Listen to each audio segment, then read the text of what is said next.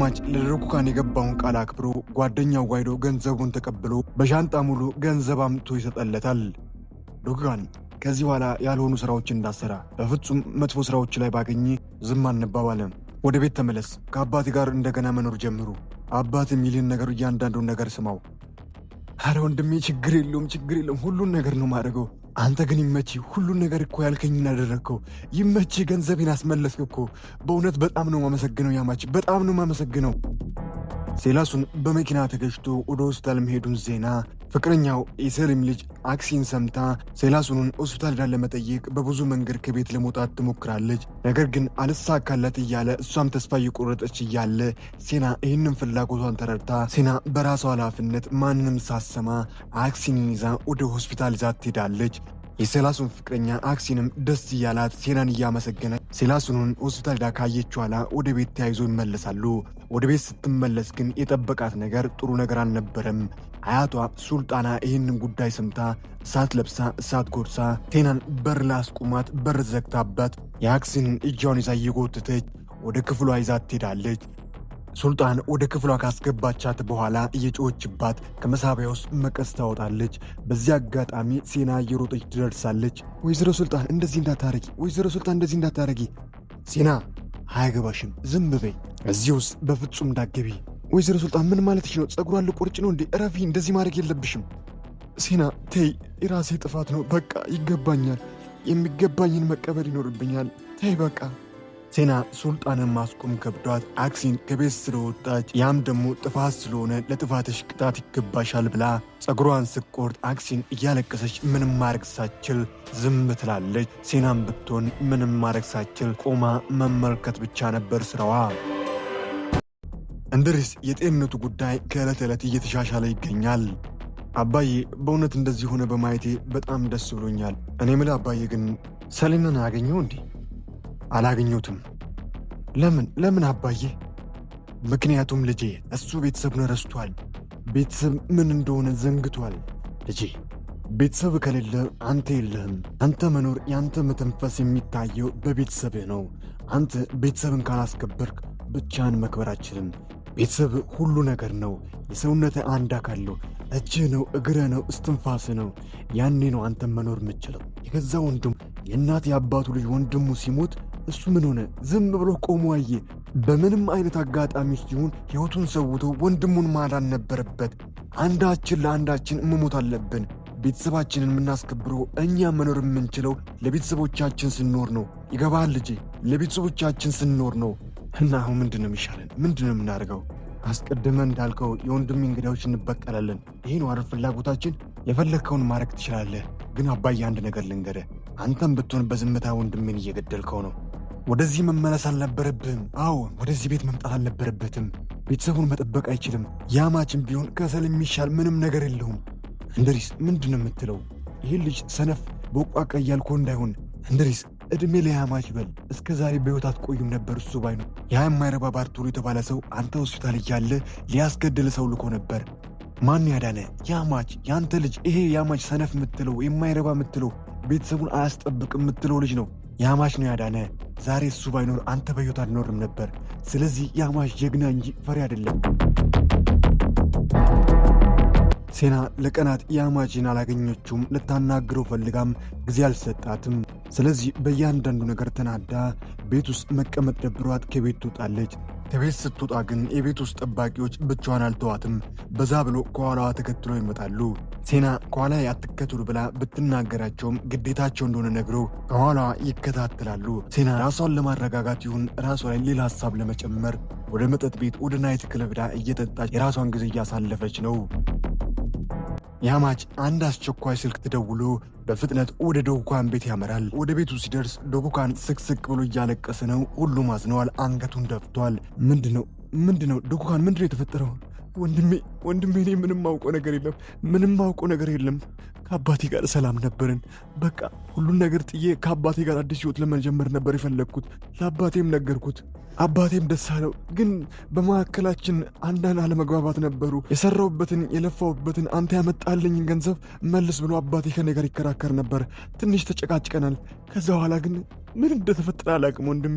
ከአባቴ ጋር በጣም ስለተከራከርን ራሴን ለማረጋጋት አደንዛዥ ተጠቅሜ ነበር። ከዛ ስነቃ የተፈጠረው ሌላ ነገር ነው። አንተ ያመጣልኝም ገንዘብ የለም፣ ቤት ውስጥ የለም። ያማች ያመጣለትን የዱካንን ገንዘብ የወሰደው ማንም ሳይሆን ባርቶሉ ነው። ባርቶሉም ይህንን መረጃ ያገኘው በሰሊም ጥቆማ፣ በሰሊም አማካይነት ነበር። ባርቶሉ በሻንጣ ሙሉ የመጣለትን ገንዘብ እያየ በደስታ የፈነጠሰ የእሱ ሰዎች ገንዘቡን እንዴት እንዳመጡ መለስ ብሎ ያስባል። ዱካን ከአባቱ ጋር አዲስ ህይወት ለመጀመር በአባትን ሰጣ ገባ ሁሉ ትቶ አደንዛዥ ላለመጠቀም፣ መጥፎ ነገሮች ውስጥ ላለመግባት ለአባቱ ቃል ይገባል። በዚህ መሃል ግን አንድ የማይግባባቸው ነገር ይፈጠራል። ያም ያማች ያመጣለትን ገንዘብ አባቱ ገንዘቡን መልስ፣ የኃጢአት ገንዘብ እኔ አልፈልግም፣ ከኔ ጋር መኖር ከጀመር እንደዚህ አይነት ነገሮችን ማቆም አለብህ ይላል። ዱካን ግን በራሴ ልፋት ያመጣሁትን ገንዘብ ነው ያማች አምጥቶ የሰጠው እያለ አባቱን ደጋግሞ ለማስረዳት ይሞክራል። በመካከላቸው ግን ከባድ ክርክር ይፈጠራል። በዚህ መሃል አባቱ ክርክሩን ጥሎ ወደ ውስጥ ሲገባ ዱካን ደግሞ እየተበሳጨ ከመጠን በላይ አደንዛዥ ይጠቀማል። በዚህ ሁሉ ክርክር መሃል ግን የባርቶሉ ሰዎች እያንዳንዱን እንቅስቃሴ ሲመለከቱ ነበርና ዱካን ራሱን በአደንዛዥ ጥሎ ባለበት ሰዓት የባርቶሉ ሰዎች ወደ ውስጥ ይገባሉ። የዱካን አባት ከውስጥ ሲወጣ በዱካን መሳሪያ የዱካንን አባት ይገሉታል።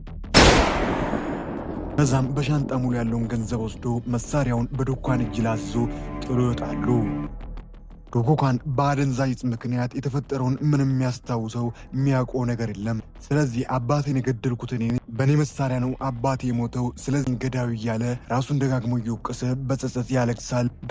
ደጋግሞ ራሱን ይወቅሳል። ወንድሜ እኔ እስር ቤት መግባት አልፈልግም። እስር ቤት ከገባው እዛ ያሉት ይገሉኛል። ብዙ ጠላቶች ያሉ። እስር ቤት መግባት አልፈልግም። ያማች ለጊዜው ችኩር ውስጥ ይቆይና እዛ ከተደበቀ በኋላ ፓስፖርት ካወጣን ወደ ውጭ እንልከዋለን። እንደምንም አድርገን ወደ ውጭ መላክ አለብን። እስከዚያው ግን ችኩር ውስጥ መሆን አለበት። እሺ ግን እባካችሁ እኔና እሱ ለብቻችን ነውራ፣ አንድ ብቻችንን ተው። ዱካን ያረከው ነገር መቼም ቢሆን ከአእምሮ የሚወጣው አይደለም።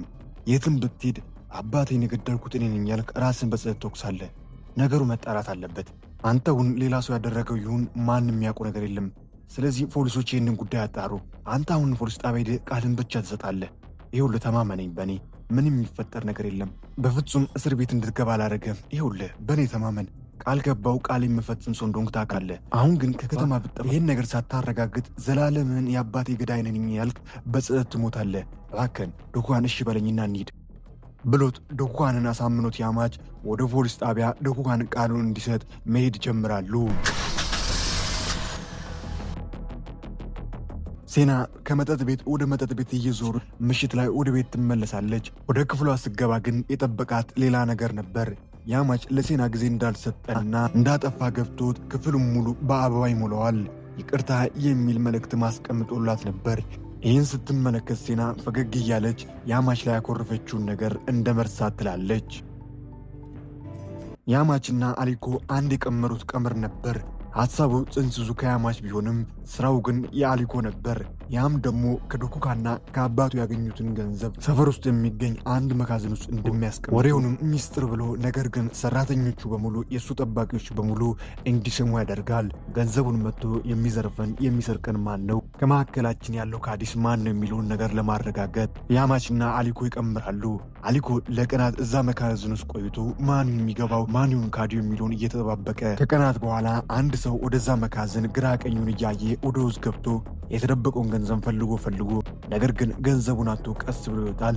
አሊኮ ሰውየውን ሲመለከት ማመን ይከብደዋል። በሚያስገርም በሚያስደንቅ ሁኔታ የኢንድሪስ ታማኝ ሰው የተባለ ለ10 ዓመታት የኢንድሪስ ጠባቂ የሆነ ታማኙ የመጀመሪያቸው ጠባቂ ነበር።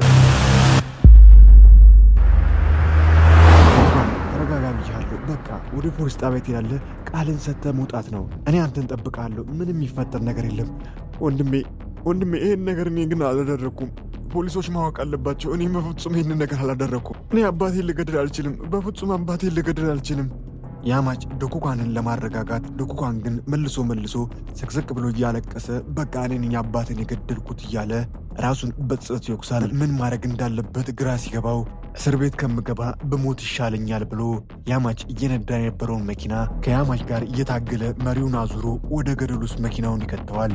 መኪናው እየተገለባበጠ ገደል ውስጥ ከወደቀ በኋላ ብዙም ሳይቆይ መኪናው እዛው ባለበት ይጋያል፣ ይፈነዳል።